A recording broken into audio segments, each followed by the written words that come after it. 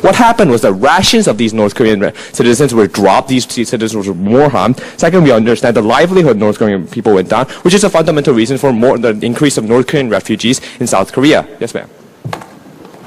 Well, didn't that at least make the North Koreans come to meetings and talk with the rest of the country?